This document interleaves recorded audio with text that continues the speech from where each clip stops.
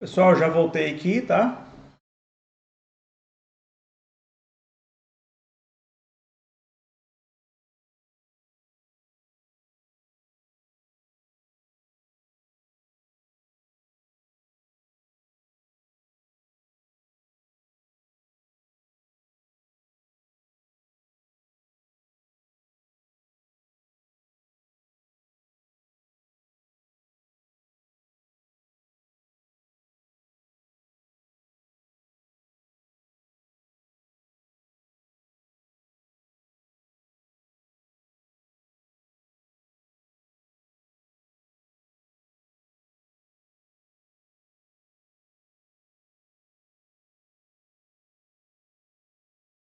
Eu acho que agora com a configuração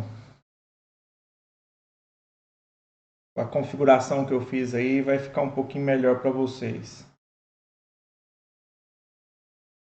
É,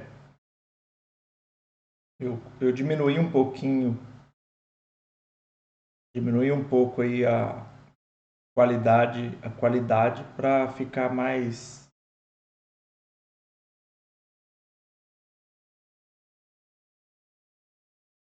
para o áudio ficar melhor.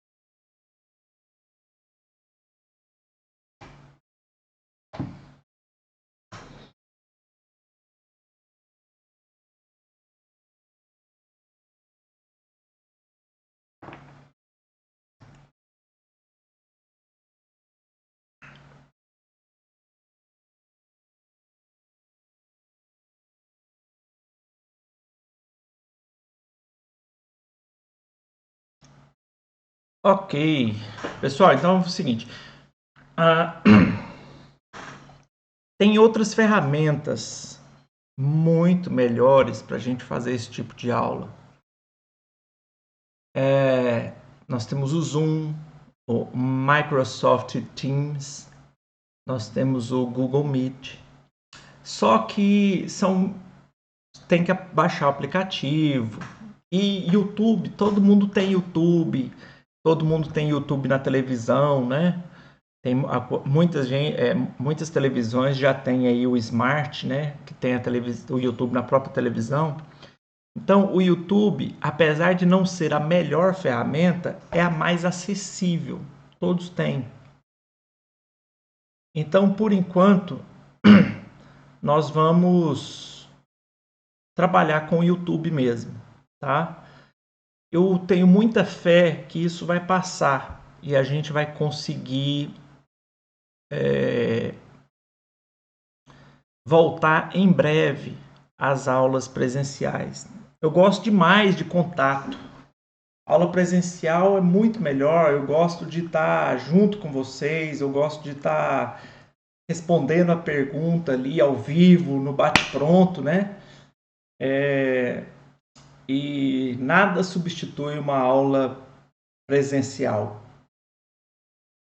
Infelizmente, nós temos que obedecer esse decreto aí.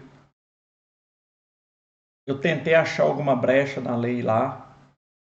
O problema é que se tivesse liberado os cultos ou as reuniões religiosas com 70% ou até com 30%, eu iria enquadrar o curso, porque o nosso curso ele pode ser tanto enquadrado como instituição de ensino, ou seja, instituição de ensino de curso livre, mas ele pode ser enquadrado com reuniões religiosas, porque a gente é as duas coisas. A gente é uma instituição de ensino que ensina religiosidade, ensina a Bíblia. Então, o problema é que nesse decreto dessa semana, bloqueou tanto os cursos presenciais, mas bloqueou também os cultos, porque os cultos agora só pode ter 10% de capacidade.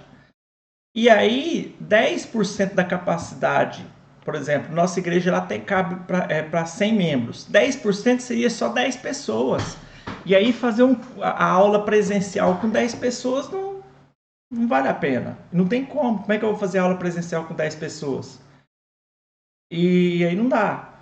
Então, mas vamos ver, porque talvez na próxima semana, se eles aumentarem essa capacidade aí dos cultos para 30%, aí a gente volta a ter aula presencial, porque o nosso curso ele se enquadra como reunião religiosa também, né? Então a gente tem duas escapes aí, ensino ou reunião religiosa. O problema é que no decreto dessa semana complicou os dois, né? Deus quiser, semana que vem, no próximo decreto, né, vamos orar. O prefeito nosso é cristão, é pastor. Vamos orar para que ele veja aí esse erro que ele cometeu, porque culto com 10% da capacidade não é ninguém, né? Para ver se ele coloca aí com pelo menos 30% da capacidade. Culto com 30% da capacidade, aí a gente já dá para enquadrar aí e voltar às aulas presenciais, tá bom? Então, firme aí, porque se Deus quiser, no próximo decreto vai liberar os cultos presenciais aí com 30%. Se liberar os cultos presenciais com 30%, a gente volta às aulas, porque o nosso curso também se enquadra como reunião religiosa, tá bom? Aula agora de Teologia do Obreiro. Abram as suas apostilas em Teologia do Obreiro. Eu vou tirar aqui a minha imagem para a gente ficar só com a imagenzinha lá da apostila. Ó. Teologia do Obreiro. O Júnior está aí manifestando aí também no chat do Telegram. Pode manifestar tanto no chat do Telegram quanto do próprio YouTube, que eu vou responder aqui, tá? A apostila é essa, Teologia do Obreiro, tá bom? Vamos lá para onde que nós tínhamos parado na última aula. Nós paramos nos dons ministeriais. Nós tínhamos falado dos profetas, nós tínhamos falado dos apóstolos, terminamos apóstolos. Nós começamos a falar dos profetas. Eu acho que nós terminamos profetas, porque eu deixei uma atividadezinha para vocês, se eu me lembro bem, para vocês lerem. Nós lemos até esse texto aqui de Deuteronômio, capítulo 18, né? Que fala de Deus repreendendo o povo que consultava profetas e adivinhadores. E aí eu deixei aqui uma atividadezinha para vocês, que era o seguinte: como detectar um falso profeta nos dias de hoje, né? E aí eu tenho aí uma lista com 12 itens para vocês lerem, né? O primeiro item deles, ó, ele profetizou alguma coisa que não se cumpriu. Se esse profeta profetizou alguma coisa que não se cumpriu, é um sinal de que ele não é um profeta de Deus. Ele não está falando pela parte de Deus. Segundo sinal, ele faz contato com espíritos de mortos. Então, se consultou os mortos, não é profeta, é necromante. Aí é coisa espírita, né? É espírita, é umbanda que tem que chamar os mortos. Ele faz uso de meios de adivinhação. Isso aqui é um perigo, né? Porque tem muito profeta hoje aí, profeta que se diz profeta, que faz. Deixa eu colocar minha imagenzinha aqui no cantinho para ficar melhor. Opa, peraí.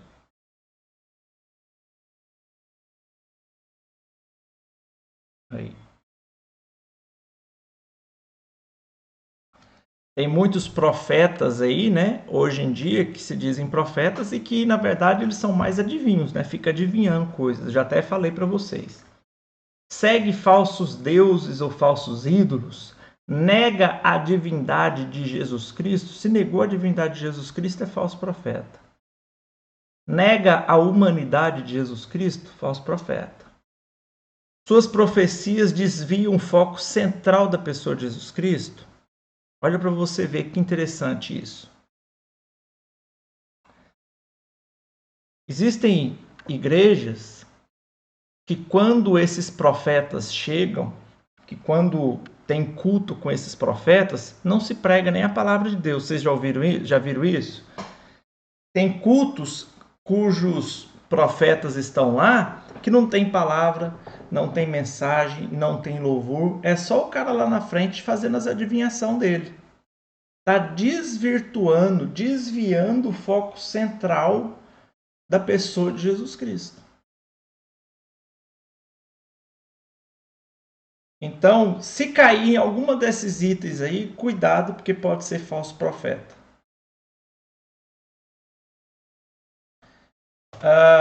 Terceiro dom ministerial, então, seria o dom de evangelismo.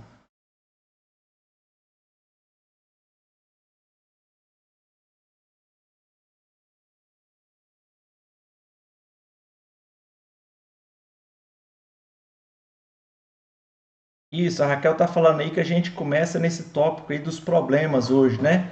Mas eu até tinha falado na semana passada que para vocês lerem, inclusive, lerem esses 12 itens aí das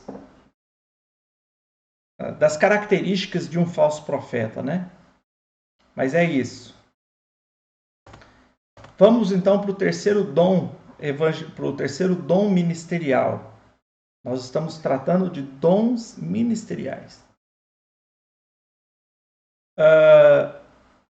Na apostila de vocês aí, a Raquel está falando aqui que está na página 21. Terceiro dom é o dom de evangelismo, do grego evangelistes, que significa mensageiro de boas novas. Os evangelistas exerciam a função de anunciar as boas novas do evangelho. Então, a diferença do evangelista para os pastores é que o evangelista ele não ficava na igreja, ele não precisava ficar estruturando a igreja. O evangelista era aquele que ele ia de igreja, ele ia de cidade em cidade apenas pregando o evangelho. Olha para você ver lá em Atos, capítulo 21, versículo 8. Lá em Atos, essa referência aqui, ó, Atos 21, 8, quando trata de Filipe. Diz assim lá, ó. E no dia seguinte, partindo dali, Paulo, deixa eu ler aqui na Almeida 21. Partindo no dia seguinte, fomos para Cesareia. Ali entramos e ficamos na casa de Filipe, o evangelista, que era um dos 7. Então veja que o Filipe era chamado aí de evangelista, o evangelista, porque ele estava sempre de cidade em cidade pregando o evangelho. Lá em Atos capítulo 6, versículo 5, ele está em Samaria. No capítulo 8, versículo 5, ele está na estrada entre Jerusalém e Gaza. No capítulo 8, versículo 25, ele já está nas cidades do norte. E no capítulo 8, versículo 40, ele já está em Cesareia de Filipe. Então veja, ele ficava de cidade em cidade pregando o evangelho. É lógico que ele parava nas igrejas, mas a função dele não era dar o ensino nas igrejas, era pregar o evangelho de cidade em cidade, nas ruas. Então, era levar de fato o evangelho. O Vandair está falando que agora está na página 22, tá? Para vocês acompanharem aí na apostila de vocês.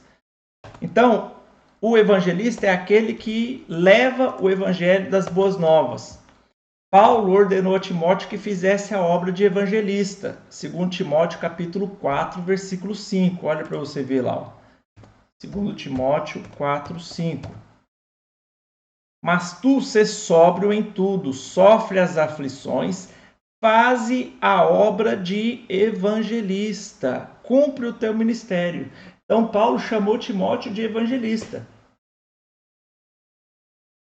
Então Timóteo para Paulo era um desses que levava os evangelhos. É óbvio, presta atenção, a gente está falando de dons ministeriais. É óbvio que todo pastor é um evangelista, todo profeta é um evangelista, porque eles estão levando as boas novas do Cordeiro. A diferença é que o pastor ele fica na igreja, o profeta, hoje em dia, profeta, pastor é a mesma coisa, eu já falei isso para vocês. A diferença é que o evangelista ele não tem a necessidade de ficar na igreja. Hoje a gente tem muito disso, né? Os evangelistas eles ficam pingando de igreja em igreja pregando. Só que hoje os evangelistas ficam pregando em igreja. Eles ficam pregando de igreja em igreja, enquanto que a Bíblia ensina que o evangelista é para estar nas ruas, pregando o evangelho, nas ruas. Então, hoje em dia ainda temos em algumas denominações essa figura do evangelista. Eu acho que na Assembleia de Deus tem a figura do evangelista. Eu acho também que na Batista tem a figura do evangelista. Na Presbiteriana eu não sei. Mas em algumas igrejas nós temos essa figura do evangelista. Mas o problema é que hoje esse evangelista é aquele que fica pregando de igreja em igreja. Ele não prega as boas novas na rua. Ele fica pregando no aquário. É pregador de aquário.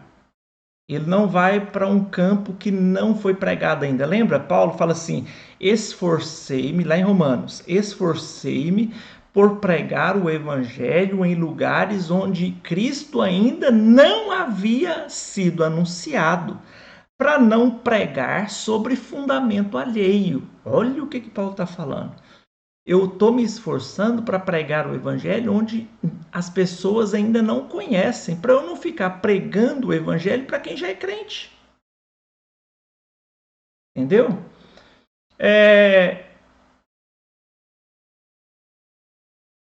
Hoje em dia, a gente poderia dizer que esse dom ministerial de evangelista, ele se confunde com o de missionário.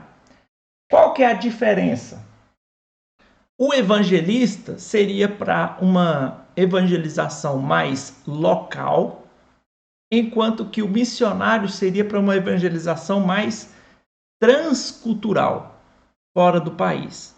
Então, para facilitar, evangelista a gente fala aquele que faz leva o evangelho na localidade dele, na sua cidade ou no seu estado, né, dentro do seu estado. E o missionário seria aquele que leva o evangelho para fora do país, transculturalmente, para facilitar. Mas a função em tese é a mesma. Características, então, de um evangelista. Primeiramente, amor pelas almas. Não tem como a pessoa dizer que é um evangelista sem ter tremendo amor pelas almas. Porque só quem tem amor pelas almas vai sair nas ruas pregando o evangelho, às vezes sofrendo perseguição, né? Ser chamado por Deus, porque a função do evangelista é uma função muito dura, difícil, e crer na eficácia do evangelho. Se você não crê que o evangelho do reino é capaz de mudar as vidas, você não pode ser um evangelista. Você não pode ser um missionário. Porque o missionário, o evangelista, é aquele que crê no poder de Deus. Que Paulo diz lá em Romanos capítulo 1, que o evangelho é o poder de Deus para a transformação de todo aquele que nele crê. O Evangelho de Cristo é poder de transformar as vidas. Se você não crê que o Evangelho tem esse poder, você não tem chamado e vocação para o evangelismo. Receber a sua mensagem e empenhar-se em alcançar os resultados. Evangelista que é evangelista não pode se desanimar, tem que estar sempre buscando mais almas. Eu lembro muito da minha mãe. A minha mãe era uma tremenda de uma evangelista. A minha mãe alcançou muitas almas. E ela não se cansava. Ela estava na fila do banco, ela estava pregando o evangelho. Ela estava na fila do supermercado, ela estava pregando o evangelho. Ela pregava o evangelho a tempo e a fora de tempo. É amor pelas almas, tem que ter. Quarto dom ministerial, pastores. Lembrando que nós estamos utilizando aqui a lista de Efésios. Lembra que nós estamos utilizando a lista desses dons ministeriais? Esta lista aqui, ó, de Efésios capítulo 4, versículo 11 em diante, tá? Depois nós vamos entrar na lista de Romanos. Então, nós estamos primeiro na lista de Efésios. Pastores, presta atenção que aqui pode gerar confusão. Veja, nós estamos dizendo aqui o seguinte. Presta atenção. Não confunda cargo com dom ministerial. O nome dos cargos hoje são cargos eclesiásticos. Nós estamos estudando dons ministeriais. Pode acontecer do dom ministerial possuir o mesmo nome do cargo eclesiástico. Então, tem um dom ministerial de pastor, tem um cargo eclesiástico de pastor. Então, está coincidindo os nomes, tá? Mas pode acontecer do cargo não coincidir, tá bom? Alguém responde lá para a Neuzeni, lá no grupo, ela está perguntando se ela pode ver a aula depois. Pode sim, a aula vai ser gravada e vai ser transmitida, vai ser colocada lá no YouTube, tá? Eu não vou colocar hoje, mas amanhã eu coloco a aula lá no YouTube. Pode falar para ela que pode assistir a aula lá no YouTube. Eu vou colocar o link também lá no grupo, tá? Pode avisar para ela lá. Mas antes, voltando aqui, pastores, antes de estudarmos este ministério de pastores, é preciso a gente saber que no Novo Testamento existem 3 palavras que são usadas de forma intercambiável para designar a mesma coisa. Pastores, bispos e presbíteros. Essas 3 palavras que são utilizadas no Novo Testamento se referem à mesma função ministerial. Então, quando você vê a palavra pastor, bispo, presbítero, e tem mais uma outra chamada ancião, e está faltando uma ainda, chamada ancião. Então, pastor, presbítero, bispo e ancião estão se referindo à mesma função ministerial. Tá? Vamos ver cada uma delas. Primeiro, presbítero. Presbítero é do grego presbítero, que significa o mais idoso. No Antigo Testamento era o ancião responsável pelos conselhos e pela observância da justiça. Por isso que ancião também é uma dessas palavras. No Novo Testamento é às vezes tido como pastor, outras como responsável pela administração da palavra e ainda pela gerência dos bens materiais da congregação. Então, pastor pode ser considerado, pastor, presbítero e ancião são as mesmas funções. Pastores, do latim pastor, em termos eclesiásticos, é o supervisor do rebanho. Sua principal função é administrar a igreja de Cristo. Lembrando que no Novo Testamento, quando a palavra pastor é se referida, na maioria das vezes está se referindo a Cristo. Somente em algumas pouquíssimas ocasiões está se referindo aos apóstolos. Por exemplo, quando Cristo chega para Pedro, para os apóstolos, e dizem assim, quem eles dizem que eu sou? E aí alguns apóstolos falavam, eles dizem que o Senhor é o Elias, outros dizem que é um profeta. E aí Jesus perguntou para Pedro, e você, Pedro, quem dizes que eu sou? E aí Pedro teve uma revelação divina naquele momento e disse para Jesus, tu és o Cristo, o Filho do Deus vivo. E aí Cristo Jesus falou assim, bem-aventurado, porque você foi revelado agora. E aí quando Cristo vai ter essa conversa com Pedro mais adiante, e cura Pedro daquelas 3 negativas, né? Pedro negou a Cristo 3 vezes, e Cristo cura a Pedro daquelas 3 situações, quando eles estão ali conversando na praia. Jesus fala assim, vai e pastorei as minhas ovelhas. Pedro fala, eu te amo, Senhor, eu sei que o Senhor sabe que eu te amo. Vai e pastorei as minhas ovelhas.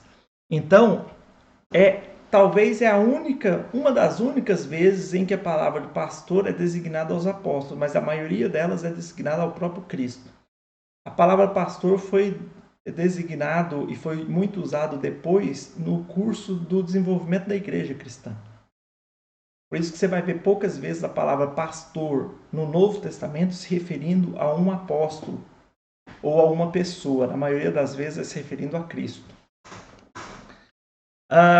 Bispos, que é a terceira palavra, né?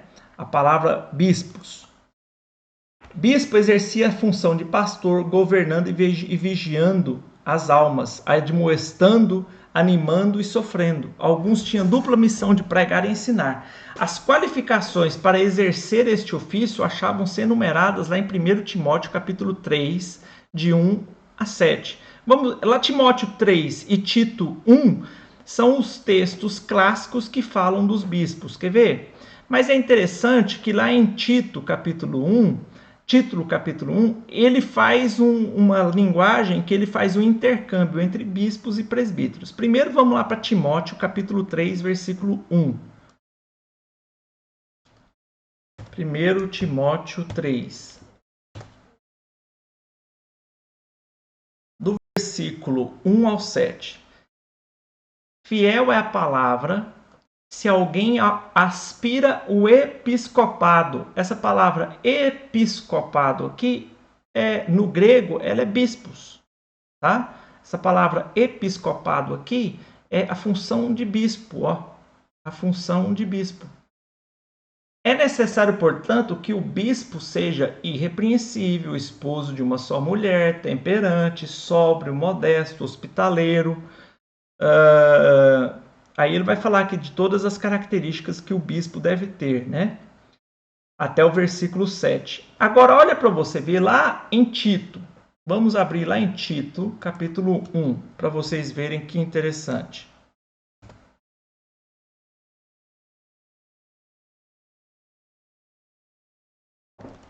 Tito 1, versículo 5 a versículo 9.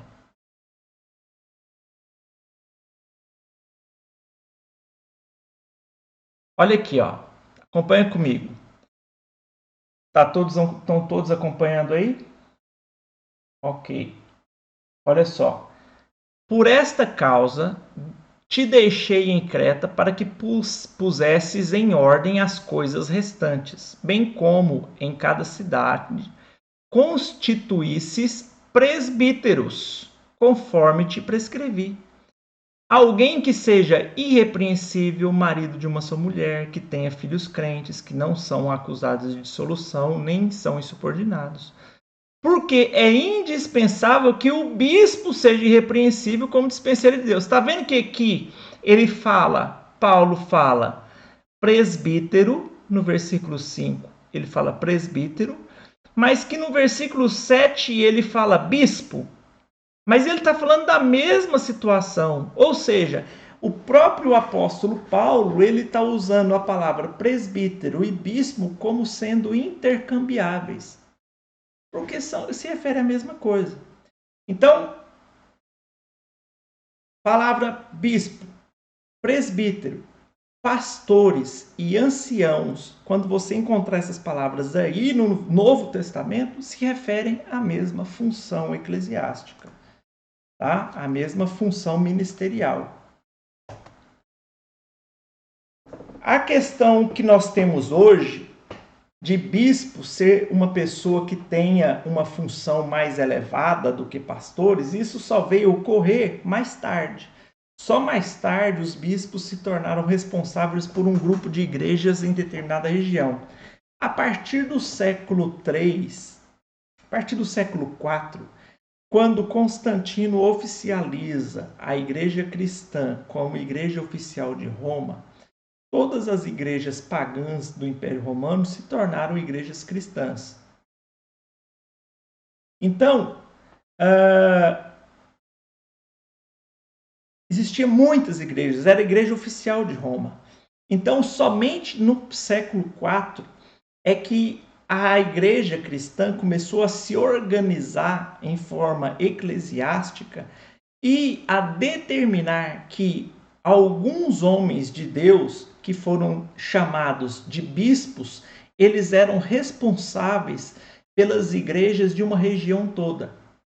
Então, tinha o bispo de Alexandria, tinha o bispo de Roma, tinha o bispo de Jerusalém, tinha o bispo de Coríntios. Mesmo que lá na cidade de Coríntios tivesse muitas igrejas, existia o bispo responsável por todas elas. Mesmo que em Jerusalém existisse muitas igrejas, aqui eu estou falando século IV já, porque século IV o cristianismo já era uma religião aceitável, oficial de Roma. Porque até o século IV não existiam igrejas, templos, não existiam instituições eclesiásticas, porque o cristianismo era perseguido. Era uma religião proibida. A partir do momento que o cristianismo passa a ser uma religião permitida e oficial de Roma, então começa a surgir a figura dos bispos, tá? Então, dos bispos enquanto líderes regionais, tá? Líderes regionais. Hoje, então, geralmente existe isso, né? Algumas igrejas têm o pastor e geralmente aquele pastor que ele é o pastor da regional, ele recebe o título de bispo. Porque ele é o bispo de pastores, ele gerencia várias igrejas e não só uma. Então essa distinção entre ancião, presbítero, bispo, ela só começa a acontecer a partir do segundo século e mais profundamente a partir do quarto século. Quinto dom ministerial, mestres. Dom ministerial de mestres, tá bom? Do grego didáskolos, doutor ou mestre, termo de distinção honrosa aplicado pelos judeus aos seus instrutores espirituais. Jesus era chamado de mestre. Em hebraico, rabi, né? É usado este termo para designar um ensinador, doutor ou alguém apto a ensinar. Lá em 1 Coríntios capítulo 12, versículo 28, nós temos essa designação lá. 1 Coríntios 12, versículo 28. Quando diz que a uns deu por doutores. Então, os doutores da lei. A mensagem de Cristo não deve ser proclamada, mas também não deve ser somente proclamada, mas também explicada.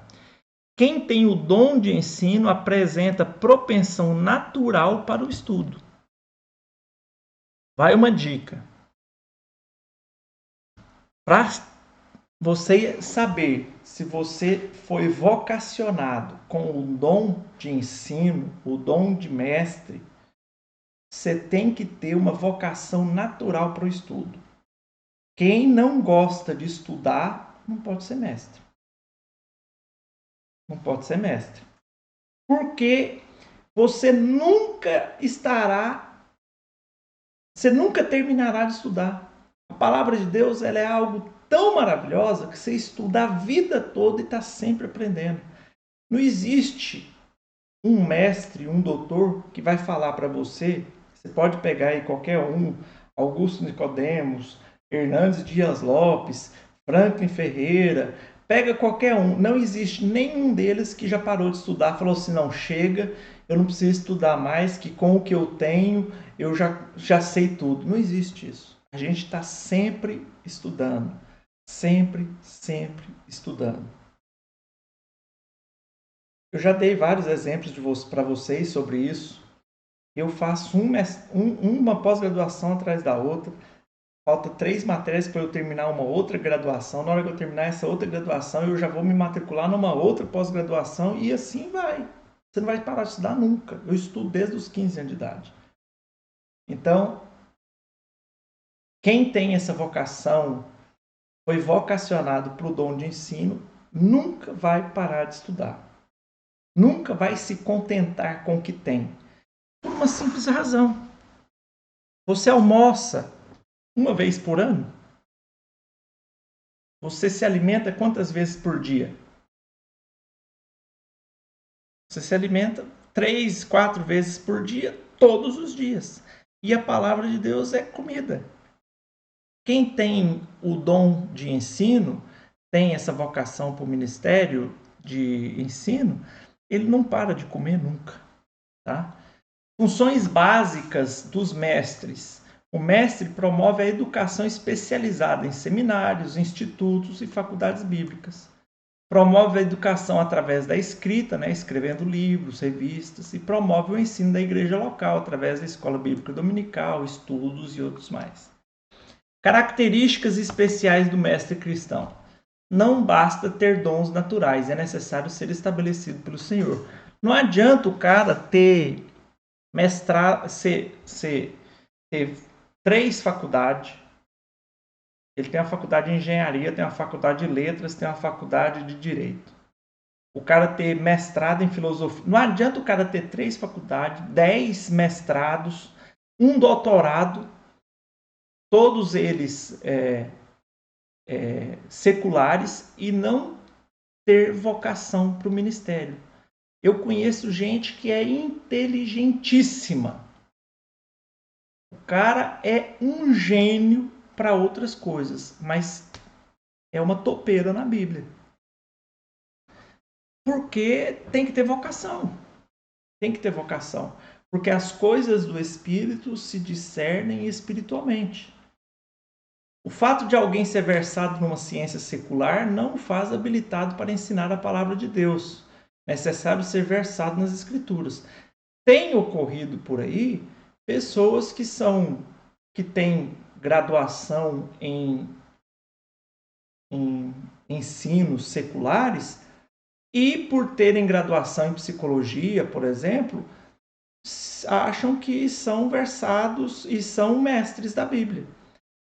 Tem uma faculdade de psicologia, uma faculdade de filosofia, e acha que por ter essas faculdades já pode começar a ensinar as escrituras. Não tem nada a ver uma coisa com a outra. O ensino deve ser realizado no poder do Espírito Santo e não no conhecimento puramente intelectual. 1 Coríntios capítulo 12, versículo 28. Romanos capítulo 8. 1 Coríntios capítulo 2, versículo 9. A Bíblia está aí repleta para nos ensinar. Porque as coisas de Deus se discernem espiritualmente. E lá em Romanos, em 1 Coríntios capítulo 2, versículo 9, 10, 11, 12, lá ainda fala que as coisas de Deus para o homem singular, para o homem comum, são loucura. Então, esses são os 5 dons ministeriais lá de Efésios. Agora, Efésios capítulo 4. Agora nós vamos passar para os dons ministeriais de Romanos 12. Os dons ministeriais de Romanos 12, alguns dons lá de Romanos 12, eles são repetidos. Então, os que forem repetidos, a gente não vai estudar de novo. Mas em Romanos 12, surgem alguns dons ministeriais novos. Vamos ver quais são eles. Eu peguei aqui uma classificação que foi feita no comentário do Hernandes Dias Lopes, o comentário da Agnus, do reverendo Hernandes Dias Lopes. Então eu peguei essa classificação feita por ele, tá bom? Então, primeiro, dom de ministério ou diaconia ou diaconato. Está lá em Atos capítulo 12, em Romanos capítulo 12, versículo 7, que foi instituído lá em Atos. Se ministério, dediquemo-nos ao ministério. Essa palavra ministério lá em Romanos capítulo, Romanos capítulo 12. Romanos capítulo 12, versículo 7. Essa palavra aí está se referindo aos diáconos, está se referindo ao diaconato, tá? Essa palavra ministério aí, Romanos capítulo 12, versículo 7, ela em grego é diáconos. Vou mostrar para vocês aqui na Bíblia para vocês acompanharem aqui, ó. Romanos 12, 7. Tá vendo essa palavra aqui, ó? Ministério. Essa palavra, ela é diácono. Olha aqui, ó, vai sair a definição dela aqui, ó.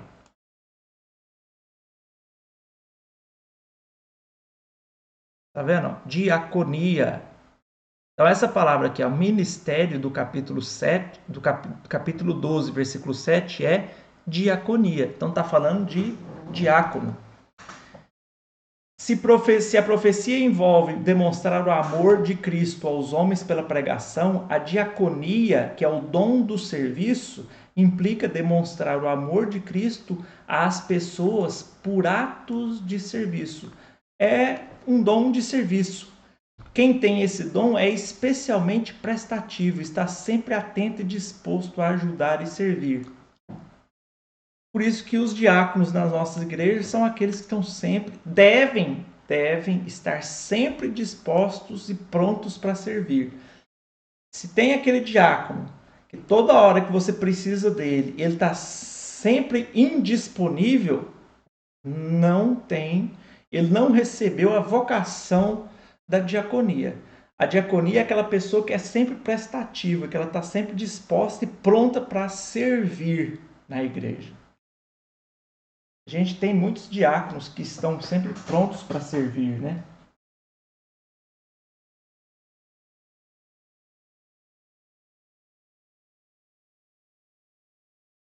Exatamente. A Kelly está falando aqui que realmente tem pastores, porque pastores que foram ungidos sem nenhum tipo de estudo. Como que ele vai alimentar a ovelha se ele não tem condições para isso? Porque o pastor, como a gente viu lá, é aquele que cuida do rebanho. Uma das funções do pastor, que é cuidar do rebanho, é alimentar o rebanho. Uma das funções do pastor é alimentar o rebanho. Como que ele vai alimentar o rebanho se às vezes ele não sabe nem para ele? É triste. Acontece muito isso. Algumas igrejas não exigem que o pastor tenha um curso de teologia para ser consagrado pastor. Mas hoje em dia, graças a Deus, quase todas as igrejas sérias exigem que a pessoa candidata a pastor tenha pelo menos um curso de teologia. A Assembleia de Deus já está exigindo, não exigia, mas agora já está exigindo. A Batista tradicional sempre exigiu, a Renovada está exigindo agora, as presbiterianas sempre exigiram. Então, graças a Deus, as igrejas sérias estão exigindo isso. Por quê? A gente tem muita... Geralmente, quando surge assim, escândalos na igreja, que aparece lá no Jornal Nacional, no Fantástico, são esses pastores que nunca fizeram um curso de teologia e não tem intimidade nenhuma com a palavra de Deus. E, cara, mas tem que ter curso de teologia para ser pastor? Presta atenção uma coisa que eu vou ensinar para vocês e eu já estou ensinando isso há muito tempo. A intimidade com a palavra de Deus é algo que te separa do mundo. Quanto mais íntimo você for da palavra de Deus, mais íntimo você estará de Deus. Tem que lembrar que a Bíblia não contém apenas a palavra de Deus, ela é a palavra de Deus e, em certo modo, a Bíblia é o próprio Deus. É o Deus revelado. Então, essa Bíblia, na verdade, ela não apenas contém a palavra de Deus, mas ela é o próprio Deus revelado. Quanto mais íntimo dessa palavra você estiver, mais íntimo de Deus você estará. E como você poderá adquirir essa intimidade com Deus se não for através do estudo? A leitura. A leitura não vai te trazer o conhecimento necessário para você desfrutar dessa intimidade com Deus. O meu povo é destruído porque não lhe falta leitura da palavra? Não, leitura eles liam. Os judeus, eles eram obrigados a ler a Bíblia. A criança, com 12 anos, quando ia participar da sua Mishnah, ela já tinha lido a Tanakh toda a lei mosaica. Lembra que os pais ficavam recitando as leis mosaicas para as crianças? Então, a Bíblia lá em Oséias não fala o meu povo é destruído porque lhe falta a leitura da palavra. Leitura eles liam. Eles sabiam de cor e salteado o que estava escrito na lei do Senhor. Você tem alguma dúvida que algum judeu não sabe o que está escrito na lei do Senhor? Todo judeu sabe de cor e salteado, decorado, porque eles eram ensinados a decorar a Bíblia. Por isso que lá em Apocalipse, o anjo aparece para João e fala assim: come este livrinho. Porque quando as crianças elas atingiam uma certa idade, elas eram feitos alguns biscoitos para elas, e quando elas quebravam os biscoitos, tinha uma parte da Torá dentro do biscoito para ela ler e decorar. Então, as crianças praticamente comiam mesmo a palavra de Deus, porque elas decoravam. Quase todo judeu sabe a Tanakh de cor. Então, o povo não é destruído porque não lê. O povo é destruído porque lhe falta o conhecimento. Qual que é a diferença entre ler e conhecer? Só leitura não te traz a intimidade com o conhecimento, não te traz o conhecimento e a intimidade com Deus. Você precisa estudar a palavra de Deus. Então, por isso que, infelizmente, nós tínhamos esse problema, mas não temos mais hoje, né? Então, temos aí o dom da diaconia.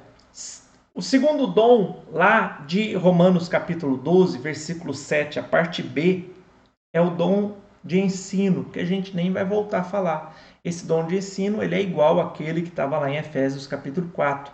Só que aqui fala ensino, e lá em Efésios capítulo 4 fala dom de mestre, e lá em Coríntios fala dom de doutor, né? Então, aqui, dom de ensino, dom de mestre e doutores da lei é a mesma coisa. Dom de exortação. Olha, esse é um dom ministerial também, tá?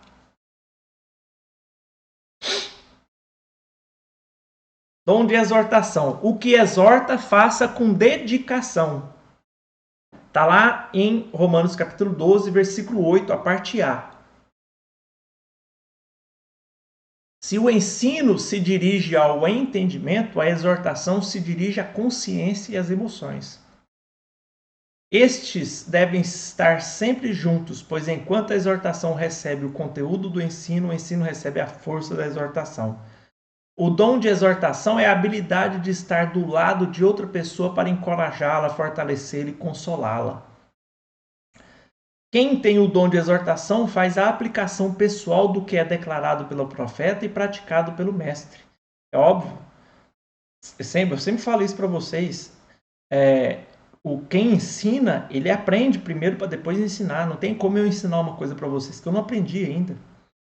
Este é o dom de tornar a doutrina viva na vida do cristão, despertando-o, encorajando e corrigindo a fim de que ele tenha a vida de Cristo.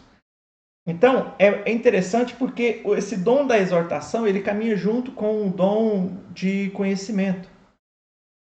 Porque você só vai exortar quem conhece. Você só pode exortar alguém sobre alguma coisa que ela está errando se você tem um entendimento de que aquilo que ela está fazendo é errado. né? Então, o dom de exortação é um dom também muito que anda junto com o dom de ensino. Tem pessoas com o dom de mestre, dom de ensino, que têm o dom de exortação. Tem mestres que não têm o dom de exortação. O cara, ele te dá uma aula sobre aquele pecado, mas ele não sabe chegar na pessoa e falar assim: ô meu irmão, você pecou, você errou, você tem que corrigir isso na sua vida, entendeu? Então é isso. Os dois caminham juntos, mas não necessariamente. Então tem mestres que têm o entendimento daquele pecado e daquele erro moral, mas não tem essa vocação, esse dom de exortar a pessoa com amor, com carinho. Na verdade, falta-lhe isso, né? Olha esse dom também interessante que está no versículo 8, capítulo 12, versículo 8. O que reparte, faça-o com liberdade, ou o que contribui, faça-o com liberdade, ou liberalidade. O dom de contribuição é a habilidade especial de ofertar, repartir e compartilhar os bens com as pessoas e sua necessidade. Olha para você ver que bacana. Tem um dom ministerial da pessoa que tem liberalidade em partilhar as coisas. Então, tem pessoas que são vocacionadas pelo ministério para contribuir. São pessoas que Deus abençoa financeiramente de uma maneira fabulosa, extraordinária. Deus abunda financeiramente a vida dessa pessoa. Essa pessoa se torna uma pessoa próspera, mas essa pessoa, ela não é aquela pessoa avarenta que quer só para si. É aquela pessoa que, na verdade, ela não é uma represa, ela é um rio. Deus abençoa ela e ela abençoa outras pessoas. Tem pessoas que são assim. Deus dá 10 para essa pessoa pega esses 10 e partilha esses 10 com outros 10 que não tem. Então, existe esse dom da liberalidade, da partilha. Outro dom que é importante para a igreja é o dom da presidência, o que preside com diligência ou com cuidado. Deus habilita alguns membros do corpo a exercer liderança, dando-lhes os dons da presidência. Trata-se do dom de dirigir, liderar, controlar. É o dom de liderar a igreja. Presta atenção. Eu sempre falei isso para vocês. Nem todo pastor é um líder. Nem todo pastor é um líder. Às vezes, eu tenho pastor que ele é apenas um pastor de ovelha. O dom dele é de pastor, é de cuidar de ovelha. Ele gosta de estar junto com a ovelha, ele gosta de pegar aquela ovelha que está machucada e lavar aquela ovelha, e dar banho e tirar o carrapicho. Mas esse pastor, ele não tem o dom da presidência. Ele não sabe liderar a igreja, ele não sabe administrar a igreja. Ele não tem esse dom de administrativo, de administrar a igreja. O ideal é que todo pastor tivesse o dom de pastoreio, de cuidar das ovelhas, tivesse o dom de ensino, que fosse capacitado e habilitado para ensinar, e que tivesse o dom da presidência, que fosse um bom gestor e administrador. Mas, infelizmente, esses três dons dificilmente serão encontrados na mesma pessoa. Dificilmente. Então, nós temos pessoas que são excelentes pastores para cuidar de ovelha, mas não são tão bons presidentes, não são tão bons administradores. Deixam a coisa um pouco correr solta e não administra o patrimônio da igreja da forma correta, né? Então, aí tem alguns problemas de cheque sem fundo, essas coisas que acontecem aí nas igrejas. Já tem outros pastores que são excelentes presidentes, excelentes administradores, mas são péssimos pastores. Tem pastores que são ótimos administradores, mas são péssimos mestres, não dão conta de ensinar, né? Então, são esses diferentes dons que Deus dá segundo a graça de Deus que é ofertada. Versículo 6. Diferentes dons que são repartidos segundo a graça de Deus. Por que Deus dá o dom de administrar, de presidência para um e não dá para esse mesmo o dom de pastor ou de mestre? Não sei, Deus sabe. Não sei, Deus sabe. Deus usa também habilidades pessoais dessas pessoas, né? Às vezes são pessoas que já não têm essa facilidade de administração, assim, né? Mas é um dom. Estão entendendo até agora? Me dá um feedback aí no Telegram ou no chat. Irmãos, aula virtual não é a mesma coisa, né? Bom mesmo é contato humano. Eu gosto de estar lá perto de vocês. É uma pena. Mas se Deus quiser, próximo decreto agora já vai liberar pelo menos 30% das igrejas. Aí a gente volta à aula presencial. A gente vai ter só essa aula virtual. Se Deus quiser. Próximo dom. Vou comigo lá, ó. Né? Próximo dom. Vamos voltar comigo lá para o Word. Deixa eu só ver como é que está a transmissão aqui. Ó, a transmissão aqui está com conexão excelente. Tá bacana. Tá tudo normal, tá tudo tranquilo. Tá indo normal. Vamos voltar aqui então. Dom de presidência. Dom de misericórdia. É o versículo 8, lá na parte final. O que exerce misericórdia, que exerça com alegria. O dom de misericórdia é aquele que leva o cristão a envolver-se com os aflitos e socorrê-los em sua angústia, fazendo isso com espontaneidade e alegria, não com pesar, não como obrigação. É o dom de consolo. Você conhece pessoas assim? Eu conheço. Pessoas que gostam de consolar os outros. Pessoas que gostam de estar junto com os outros nos momentos difíceis. Sabe? A pessoa está passando necessidade, liga para aquele cara, que aquele cara ele vai estar lá junto com você, vai te ajudar, vai carregar a cruz junto com você, vai caminhar, carregar aquele peso junto com você. Olha, tem gente que tem esse dom. E às vezes você tem esse dom e não sabia que era dom. Esse dom é um dom que acompanha muito o ministério feminino. Muitas irmãs da igreja têm esse dom de misericórdia e não sabia que era dom. E agora você está sabendo. Pessoas que se compadecem com a dor do próximo, que se ressentem com a dor do próximo e vão lá prestar auxílio, prestar socorro. Às vezes, o próximo está sofrendo de alguma angústia, você não faz nada, você só vai lá, fica do lado dela, só empresta o ombro para a pessoa chorar. Você sabia que isso é um dom de Deus? Muitas pessoas, alguns alunos eu já tive, e quando a gente estava tendo essa aula, ela falou assim: nossa, então eu tenho esse dom e não sabia. Porque eu gosto de ajudar as pessoas quando estão sofrendo e passando por dificuldade. Muitas pessoas têm esse dom sem saber. É um dom de Deus. Deus te deu esse dom para você estar junto com as pessoas no momento mais difícil que ela está passando, para dar ali um consolo, um suporte para essas pessoas. Esse é aquele dom de misericórdia, de compaixão. Sabe aquela compaixão de Cristo? De estar junto com as pessoas no momento mais triste da vida delas?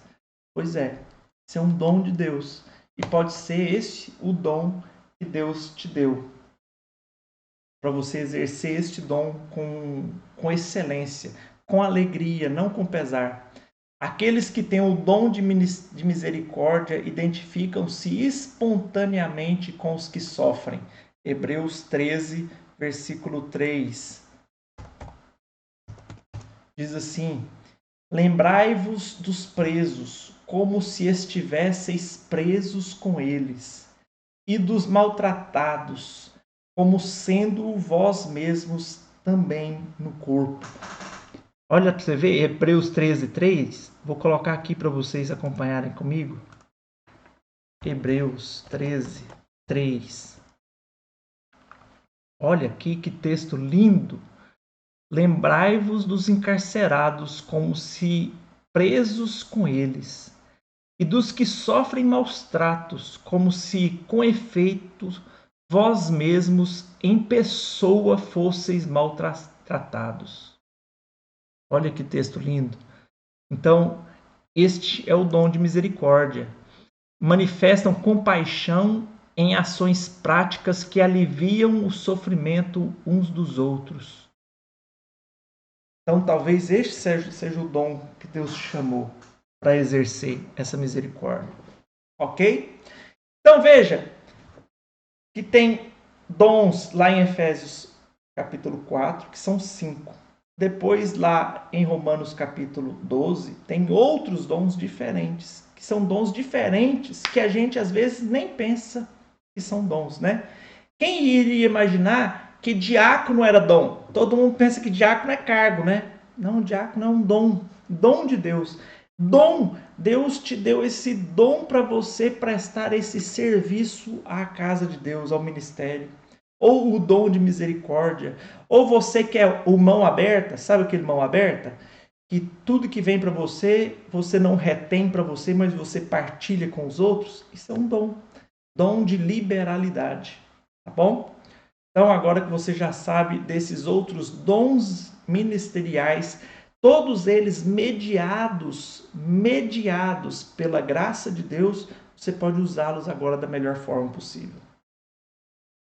E vamos continuando aqui. Item 6, o obreiro e o mundo. Qual deve ser, então, a atitude do obreiro em relação ao mundo? Quem que é obreiro, Ricardo? Obreiro é dom ministerial? Obreiros são todos estes dons ministeriais que a gente já estudou. Obreiro é o gênero, né? Dentro dele tem várias espécies que são essas que a gente está estudando, que são os dons ministeriais. Primeiro, então, vamos citar aqui o obreiro e o civismo. O que é o civismo? A sua dedicação com a sua pátria. Atento aos interesses públicos, patriotismo. Como obreiros, a nossa responsabilidade prioritária consiste em vivermos para Cristo e servir a Cristo. Porém, temos nossos deveres para com a pátria. Portanto, é necessário obedecermos não só às leis celestiais, mas também às leis da nossa pátria. Por isso, estamos aqui agora fazendo essa aula virtual, porque estamos obedecendo às leis da nossa pátria, né? Vamos ver, tem uma manifestação.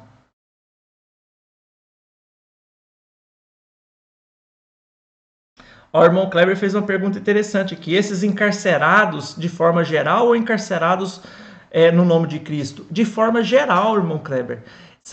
Ele está falando aqui de encarcerados de forma geral. Todos os encarcerados de forma geral. Que merecem também a nossa... É óbvio que aqui o livro de Hebreus, ele está se referindo especificamente àqueles que estavam sendo presos em nome de Cristo, mas está falando de encarcerados geral, porque Cristo ele veio para os cativos. Ele veio para os cativos espiritualmente, mas para aqueles cativos que estavam presos politicamente também, né? Qual foi a obra de Cristo dependurado na cruz entre dois bandidos? Aquele que quis ouvir foi salvo imediatamente. Então, a pregação para aqueles que estão encarcerados, também exercer misericórdia para com eles, porque eles também merecem ouvir a palavra de Deus e muitos deles se convertem verdadeiramente. Existe muita conversão verdadeira nos presídios. Muita conversão verdadeira nos presídios. Nós temos vários testemunhos de pastores hoje muito bem-sucedidos que se converteram em presídios, né? Então, são os encarcerados de forma geral, porque Cristo sempre teve compaixão por todos esses. Até nas leis mosaicas, fala dos encarcerados que no ano do jubileu deveriam ser libertos, né? Então, encarcerados de forma geral. O Von Kleber fez essa pergunta lá. Ótimo. Então, em relação ao civismo, nós devemos também obedecermos às nossas leis da nossa pátria. O obreiro precisa conhecer os símbolos nacionais, bandeira, hino nacional, as armas nacionais, selo nacional, a Constituição Federal, né, que é a nossa lei maior do nosso país. A nossa lei máxima, a lei máxima do cristão é a Bíblia, mas a lei máxima do Brasil é a Constituição Federal, né? Bandeira, hino nacional, deve acato às autoridades constituídas, né? Inclusive foi esse texto aqui que eu me referi naquele vídeo que eu postei lá, de que a palavra de Deus lá em Pedro nos diz que nós devemos prestar autoridade àqueles que estão postos com autoridade sobre nós, né? Vamos ver lá, 1 Pedro capítulo 13, versículo 14. 1 Pedro.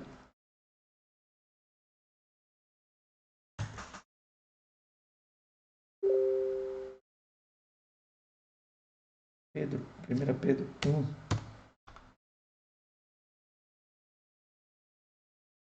Essa referência aí tá errada. É 1 Pedro 3, né?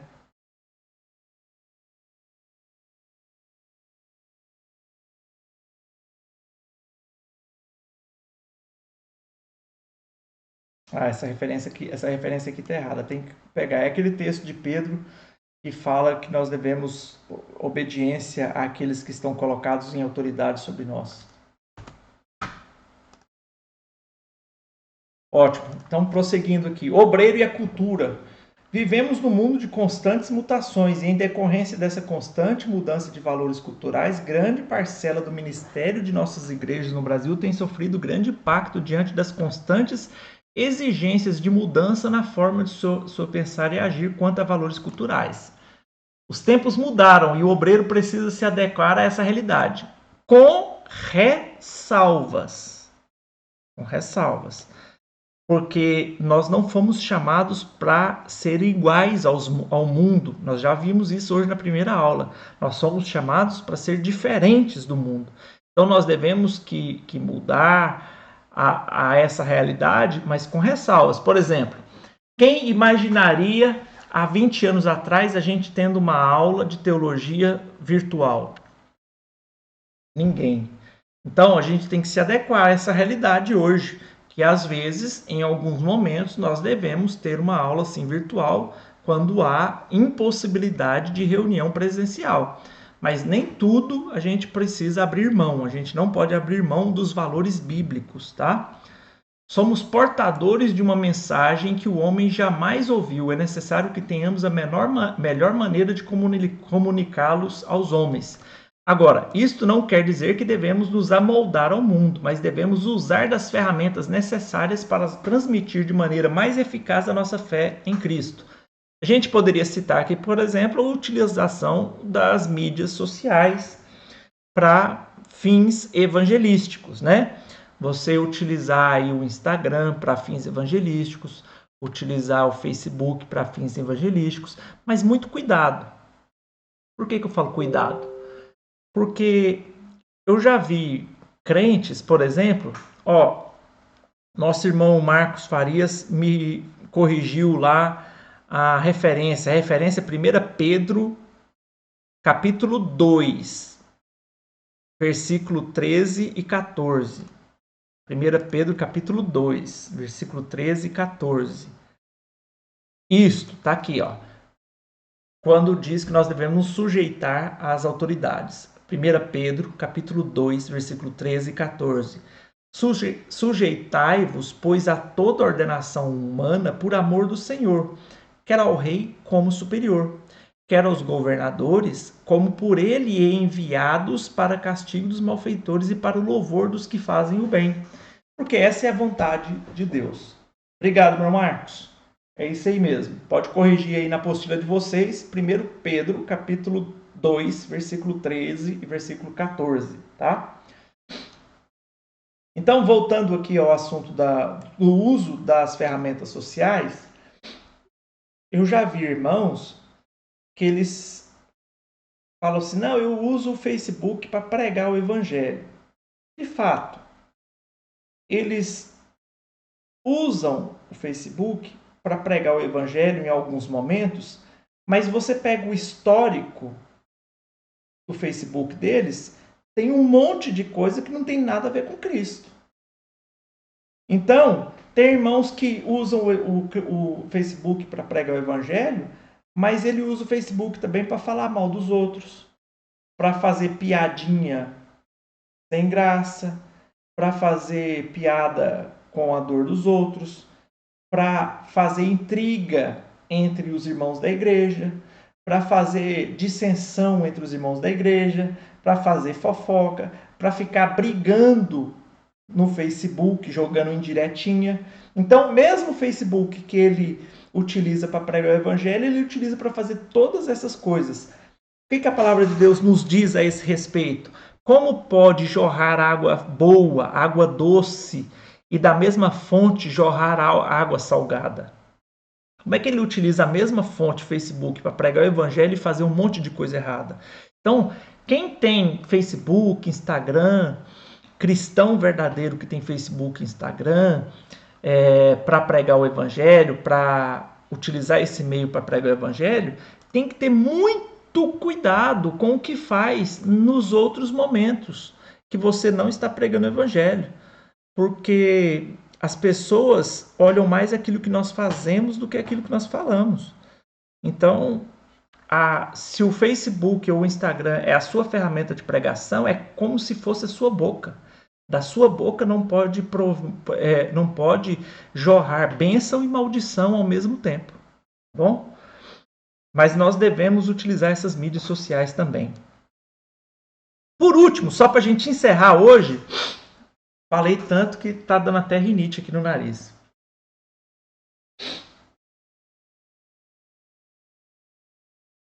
Ah, que legal, ó. Nós temos aí interação aqui no chat do YouTube sobre o dom. Eu creio aqui, né, a Raquel falando, chorar com os que choram, achava que era cargo. Provavelmente se referindo ao dom de misericórdia, né? Então, um dom de misericórdia, de estar aconchegando aos outros, é um dom ministerial. Amém. Se você tem esse dom, exerça-o com excelência, porque Cristo precisa de pessoas que exerçam compaixão. Hoje em dia a gente está com as pedras nas mãos e ao invés de a gente levar pedras, a gente tem que levar mais flores, né? O obreiro e a política. Apesar de sabermos que muitos têm feito da política um mero instrumento de opressão dos fracos, temos a certeza que é uma parte legítima, é uma arte legítima sem a qual os negócios públicos jamais serão administrados. Apesar disso, achamos que a política e ministério são ciências incompatíveis. A gente tem que evitar misturar, né?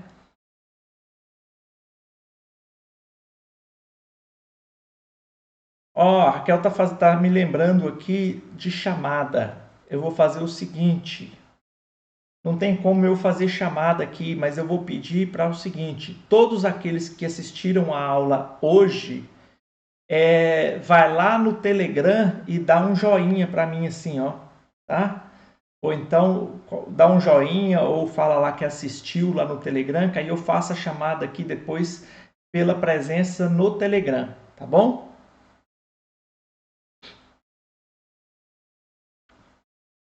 Então, a gente tem que essa questão é uma questão bem complicada, bem complexa, a questão do obreiro e a política. Vamos ver lá em 2 Timóteo, capítulo 2, versículo 4.